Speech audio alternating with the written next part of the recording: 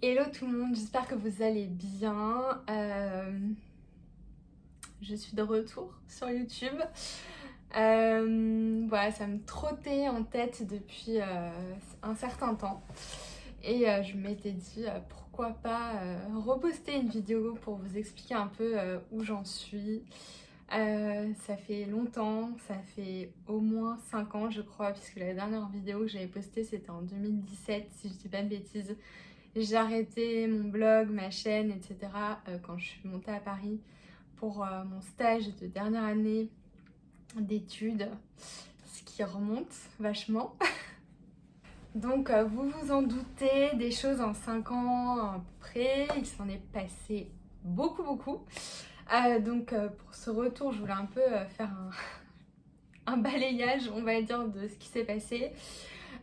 Donc j'étais montée sur Paris pour mon stage, j'étais ensuite redescendue sur Nice, puis j'étais remontée sur Paris, j'ai trouvé mon premier boulot qui a duré plus de 3 ans et demi. Donc ça s'est super bien passé, j'étais hyper contente de ma vie sur Paris, mais qui ne me laissait plus du tout de temps pour YouTube, pour mon blog, pour toute cette vie d'avant. Et puis récemment, voilà, je sais pas, enfin non, on reconnaîtra pas les lieux, mais je suis de nouveau sur Nice, donc ça fait 6 mois. Non, ça fait plus que 6 mois. Enfin bon, ça fait depuis. Bah si, ça fait depuis décembre. Voilà, j'étais rentrée parce que j'avais envie de changer de boulot.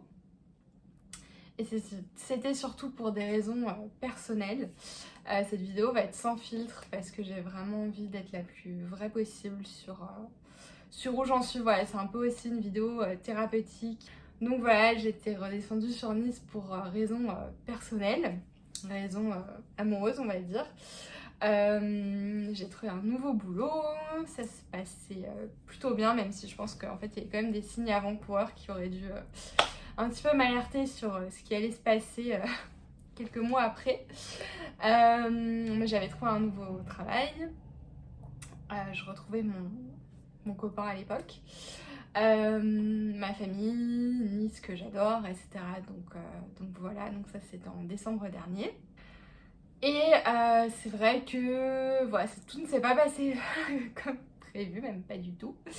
Déjà, je sais pas, c'est pour ça que j'essaie d'interpréter un petit peu avec le recul, mais je sais que quelques jours avant de commencer mon boulot, j'ai eu une espèce d'énorme intoxication alimentaire, où je sais pas, c'était hyper bizarre, mais qui m'a fait aller à l'hosto. Du coup, j'ai dû décaler ma prise de poste de 1 à 2 semaines, je crois, tellement ça m'avait ramassé.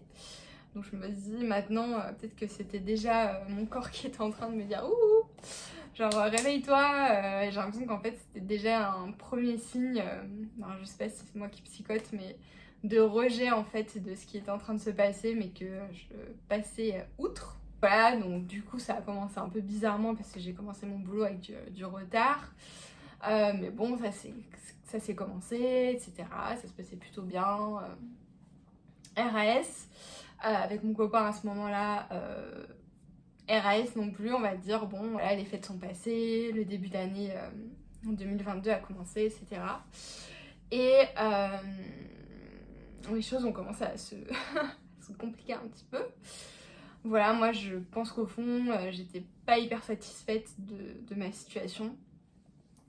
Et je pense qu'inconsciemment, voire consciemment, mais que j'essayais de me dire que, voilà, d'ignorer les choses en fait.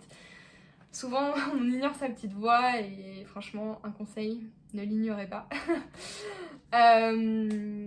Voilà, j'étais pas non plus hyper épanouie, ni dans ma vie sociale, ni dans ma vie de couple, ni dans ma vie au boulot.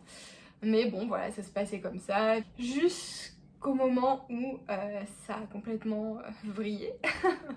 Voilà, donc c'était en mars, c'était fin février, début mars, en gros. Et là, gros pétage de câble. Genre gros pétage de câble, j'étais... je sais pas, déjà je sentais que j'avais une espèce de fatigue mentale, que je me sentais pas très bien. Enfin, je saurais pas trop décrire, mais... Ouais, j'ai aussi refait des espèces d'un tox ou je sais pas quoi, enfin j'étais malade assez souvent, ça allait pas trop, enfin je sais pas, je me sentais pas dans mon assiette on va dire, tout simplement. Et ouais, enfin je sais pas comment dire, mais quelques jours avant le jour où ça a vraiment brillé, je sentais que ça allait arriver, enfin je sais pas comment dire, je sentais que c'était de plus en plus dur d'aller bosser, enfin je sais pas, j'avais comme un poids sur moi. Enfin voilà, je rentrais le soir, je pleurais, enfin j'étais vraiment pas bien.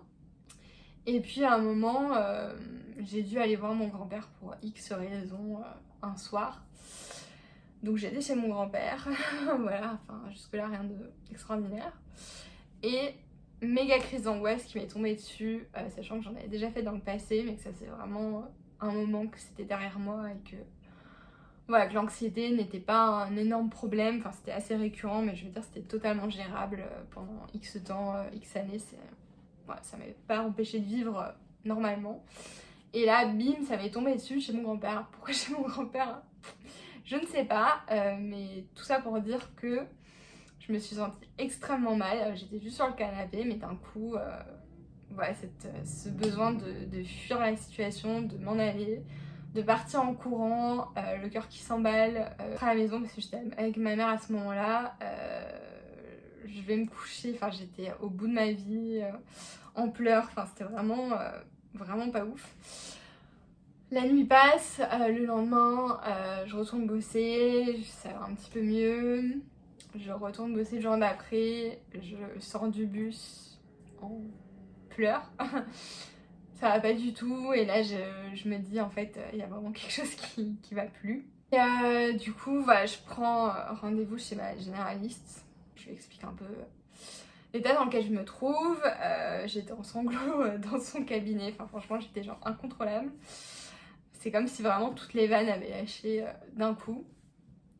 Et donc là le verdict tombe, elle me met en arrêt maladie pendant une semaine. Elle me donne des anxiolytiques, des antidépresseurs que je commence à prendre. Voilà, donc c'est toujours sympa comme prescription. Donc une semaine se passe, je ne bouge plus de mon lit, je suis voilà, inexistante, on va dire, c'était vraiment le mot. Crise d'angoisse, angoisse, insomnie qui commence alors que j'avais jamais eu ça. Vraiment, voilà, au bout du rouleau total, vraiment, j'arrivais pas à marcher 5 minutes dans la rue, j'arrivais pas à sortir. Me laver c'était compliqué, enfin tout ce qui ressemblait vraiment à un gros début de dépression. Une semaine de plus, et puis voilà, forcément les parents qui s'inquiètent, moi qui m'inquiète, tout le monde s'inquiète. Je retourne au boulot, le premier jour j'y vais en mode larve totale, genre je vais en mode jogging, pas maquillée, pas coiffée, genre le fantôme de moi-même, vraiment c'était sympa. Ça commence à aller mieux entre guillemets. Enfin j'essaie de reprendre un rythme mais franchement hyper compliqué. Mais voilà, être au bureau avec les collègues et tout, ça me rebooste un petit peu. Que je finis par arrêter parce que ça n'allait pas non plus. Chamboulement total, et là je me dis vie, qu'il y a vraiment un truc qui va pas dans ta vie. Si t'es dans cet état là, c'est pas pour rien, c'est que voilà, faut changer quelque chose. Et la chose que je savais depuis un moment que je devais changer et même arrêter, c'était ma relation de couple. Il s'est rien passé, il n'y a pas eu de drama, il n'y a pas eu de tromperie, enfin en soi il n'y avait rien voilà, qui a provoqué le truc dans le sens voilà, il se passe un drame.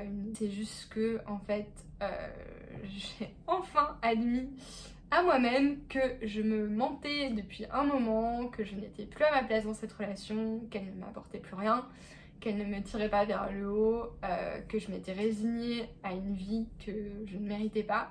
Il n'y a aucun reproche et aucune malveillance envers la personne avec qui j'étais. Je pense que je me cachais au fond de moi que ça ne me convenait plus, que c'était plus pour moi, qu'on n'était plus sur la même longueur d'onde. Et je suis vraiment allée au fond du truc et je me suis pris le mur. Ça a amené au moment qui a été un des plus durs de toute ma life, qui a été de rompre, voilà. Ça me met encore un petit peu en émotion parce que bah, c'était hyper dur. parce que je déteste faire de la peine aux autres, donc je me suis dit, donc voilà. J'ai pris cette décision de mon côté, je pensais vraiment pas que j'aurais le courage de le faire un jour. Et au bout d'un moment, ça sert à rien de rester dans une situation, que ce soit pro-perso, qui ne nous convient plus juste pour faire plaisir ou parce que c'est comme ça, ou parce qu'on se résigne. Je crois que le pire c'était ça, c'était que je m'étais résignée en fait et je m'étais dit bah c'est ça que je mérite, c'est ça que j'aurai toute ma vie. Sauf que j'ai enfin eu la force on va dire de me dire que je méritais autre chose. C'était plus possible de me faire perdre du temps et de faire perdre du temps à l'autre personne aussi, en étant malhonnête envers moi et envers lui. Donc mois de mars, vraiment sympa. Donc le travail continue, je continue à être vraiment pas trop dans mon assiette, donc je fais pas mal de choses pour essayer d'aller mieux. Je commence à avoir une psy, que je vois toujours d'ailleurs. Petit à petit, les choses reviennent. Voilà, je m'inscris sur des applications de rencontres, je réussis de nouveau à marcher plus que 5 minutes dans la rue, je retourne au resto parce que je ne mangeais plus.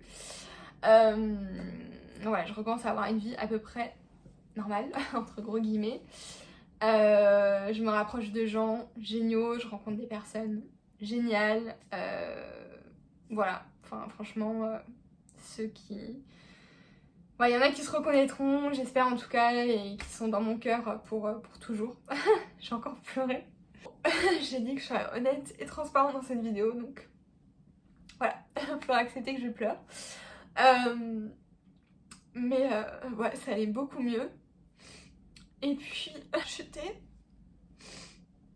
Parce que la dépression, c'est des hauts et des bas.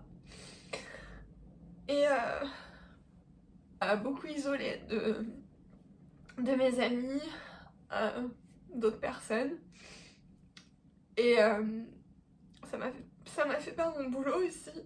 Attendez, j'ai pas envie que vous soyez en déprime totale devant cette vidéo, mais on a dit dans le titre, pas de faux semblants, donc voilà. Ça pour dire que ouais, j'ai eu cette dépression qui n'est pas encore totalement terminée. J'ai eu ce retour des troubles anxieux puissance 10 000. Donc d'où les rechutes, etc. D'où le fait que socialement, ce soit très compliqué pour moi encore maintenant. Parce qu'il y a plein de choses qui m'angoissent. qui ne m'angoissaient pas avant. C'est ça aussi qui est très frustrant. Voilà, juste aller au resto avec une super copine, ou aller boire un verre, ou aller au ciné, ou faire une balade, ça peut être hyper oppressant pour moi. Il y a des jours où ça va, où j'arrive à faire tout ça, où j'arrive à un peu plus me projeter. Et puis il y a des jours où c'est pas le cas du tout et où c'est compliqué. Donc voilà, je voulais aussi dire ça parce que c'est pas la meilleure période de ma vie. Se retrouver sans chérie, sans boulot, vivre de nouveau chez ma mère. Alors je sais que j'ai un confort extraordinaire, que j'ai des amis en or, et que toute cette période m'a fait soit me rapprocher, soit rencontrer des personnes. J'ai même pas les mots en fait pour... ouais, je vais juste dire que dans la vie, il y a des périodes avec des hauts, avec des bas. Et que ça fait pas de vous une mauvaise personne, et que c'est pas une fatalité non plus, moi c'est ce que j'essaie de me dire. Ça m'a ouvert à plein de choses, à la spiritualité notamment. Je parle du nez maintenant, du coup ça va être super. Donc à ça, à des rencontres. Ça m'a permis de plus avoir ce boulot, de plonger dans l'écriture. Donc si vous me suivez sur Insta, je regarde pas au bon endroit. Si vous me suivez sur Insta, vous le savez. Que ce temps libre maintenant que j'ai, même si ce sera pas comme ça toute la vie, m'a permis de plonger dans cette passion, d'explorer de nouvelles choses. Je me suis inscrite à plein de concours de nouvelles, voilà, j'ai des projets de livres. J'ai rencontré un auteur hyper connu, donc pour ceux qui connaissent David Funkinos, c'est le S maintenant, super ça comme ça. avec qui je suis en contact régulièrement, qui est un des plus grands auteurs français contemporains, enfin en tout cas actuels. Voilà, donc tout ça pour dire que cette période, aussi chamboulée qu'elle ait pu être, bah, il y a eu plein de petites choses comme ça, hyper positives, et j'ai envie de dire, je sais pas si c'est le destin, si c'est l'univers, si c'est des choses qu'on peut pas expliquer, mais qui sont venues. Et je sais que cette période, même si c'est pas la plus gaie de ma vie, clairement, 2022, je t'envisageais pas comme ça du tout. Mais ouais, c'est une période de transformation. En fait, j'ai l'impression qu'au final, même si souvent je me sens nulle, je me sens incapable, je me sens bloquée, je me sens... Voilà, j'ai l'impression d'être moins que rien. Mais je sais que c'est pas par hasard tout ça. Ouais, ça pour dire que dans la vie, il y a des fluctuations. J'ai toujours comparé la vie à la mer, à l'océan, ce que vous voulez, que la vie a les mouvements, que ça vient par vagues, qu'il y a des moments de haut, des moments de bas. Tout est fluctuant dans la vie, mais je crois que rien n'est fatalité et que même si je galère à gérer cette période, que je suis hyper frustrée de plein de choses, ça a basculé. Si le château de cartes s'est effondré, c'est pas pour rien, c'était parce que j'avais besoin de passer par là. Voilà, je voulais vraiment vous parler de ça parce que c'est vrai que sur les réseaux, on voit beaucoup le côté hyper paillette de la vie des gens, ceux qui réussissent, qui entreprennent, qui voyagent dans le monde entier, qui sont mariés, qui sont fiancés, qui ont des gosses, c'est très bien, je suis ravie pour eux, vraiment. Ouais, je ne souhaite que le bonheur de tout le monde, donc il n'y a pas de souci, mais la vraie vie aussi, des fois on la voit pas trop, voilà, c'est être vulnérable, je parle vraiment du nez. C'est être vulnérable, c'est être fragile, et voilà, on peut pas toujours dans la vie avoir des phases où on est tout le temps au taquet. Il y a des passes dans la vie, et il faut les accepter. C'est un passage, un chemin que je dois emprunter pour aller vers là où je suis censée être. Je pense que je vais bientôt arrêter cette vidéo, mais je voulais juste faire un petit état des lieux. C'est juste déjà de faire un petit coucou parce que ça fait hyper longtemps. Honnête en fait, juste d'être honnête et de vous dire aussi que voilà, si vous passez par des moments comme moi qui sont pas hyper gays, vous avez l'impression d'être totalement en décalage, de pas être à votre place, vous n'êtes pas seul en fait. Accepter d'être dans des phases compliquées, bah, c'est sain en fait, c'est sain pour soi. C'est sain pour les autres, parce que sinon de toute façon ça finit par nous claquer sur la gueule. Voilà, c'est comme ça. Si on réprime des choses qui sont pas faites pour nous, ça finira toujours par remonter d'une façon ou d'une autre. Donc voilà, je pense que je referai de temps en temps des petites vidéos pour parler santé mentale, troubles anxieux, pour parler de bouquins, voilà, il y en a plein ici, pour parler de mon écriture, pour parler des choses et d'autres, je sais pas trop encore. Sur ce, je vous dis peut-être à une prochaine. Merci à ceux qui m'ont écouté et puis voilà, portez-vous bien et je vous fais des bisous. Ciao.